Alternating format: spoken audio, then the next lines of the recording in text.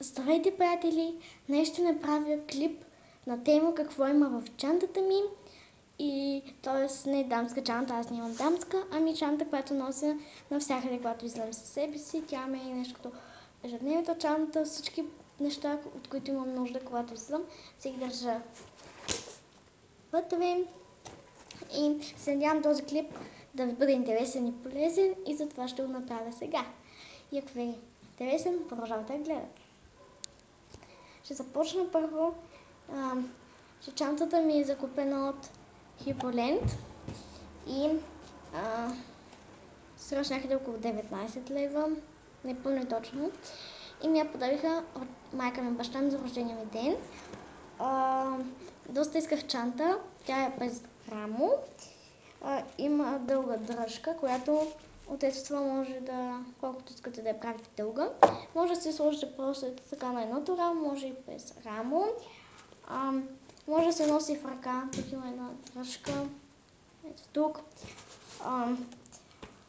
И така изглежда тя. В принцип тези неща доста опадаха.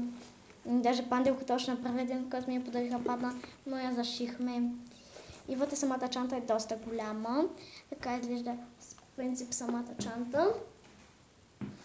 Така, сега ще ви покажа какво се държа вътре.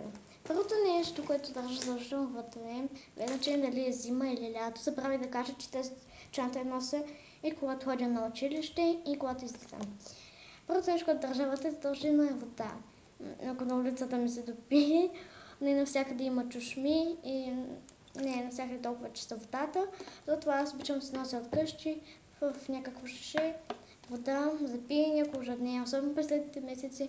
Много се ожеднява в жегите и задължително се нося едно шише вода. Другото нещо, което държа задължително вътре, са сухи кърпички. За мен все ще влязат в употреба, ако се отцапам. Но винаги сухи кърпички влизат в употреба.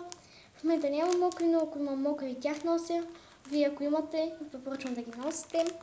Супер са полезни, ако се отцапате на улицата и няма къде да се измиете или да се обръщате. Тези кърпички ще ви свършат работа. Винаги в чанта трябва да имате един пакет. Сухи или мокри кърпички, каквито искате. Друго нещо е един ластик, тъй като в косата ми е доста голяма и през летните месеци, ако доста се изпотявам и понеже е доста плотна, и ако този ластик не е на главата ми, той задължително ще е в чантата ми. Ако на улицата ми стане горещо, задължително да се вържа. Така изглежда той и ластик винаги имам в чантата ми. Ако имам нужда от него, винаги влиза и той в употреба. Следващото нещо, което имам в чантата ми, е един балсам за устни. Обичам да ми се хидрачиране където да съм и ако съм пукат на лицето, да имам с да не мажа. В момента използвам ето този балсам на Nivea.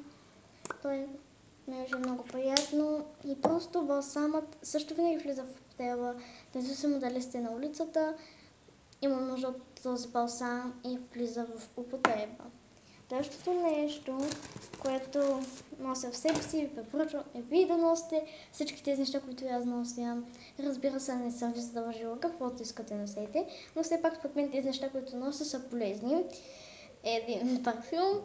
Аз задължително не излизам без парфюм. От къщи, дори да съм се напръскала, много си го нося със себе си. В принцип обичам да се нося малки парфюм на мостички, но в принцип този парфюм по-ми харесва и него го нося доста често, защото ми е уникално. Ако искам на улицата, мога да се пръскам, нищо не пречи и влиза в употреба и той и се го държа в чантата.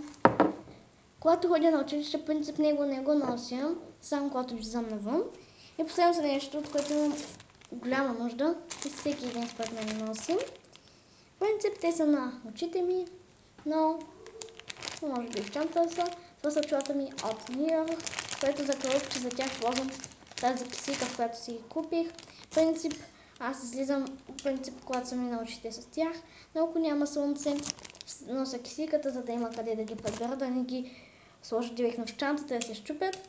Така изглеждат те уникални. Любимите ми просто, не знам, страшно харесват. Слънчеви чува да предпазва слънцето, задължително трябва да имате в чантата. И това бяха всички неща, които аз държа в чантата. Надявам се клипът да ви е харесал и да ви е бил полезен. Ако ви е харесал, тигнете палец нагоре и се абонирайте за моят канал. И ще се видим много скоро в следващия клип. Очаквайте го и да, чао!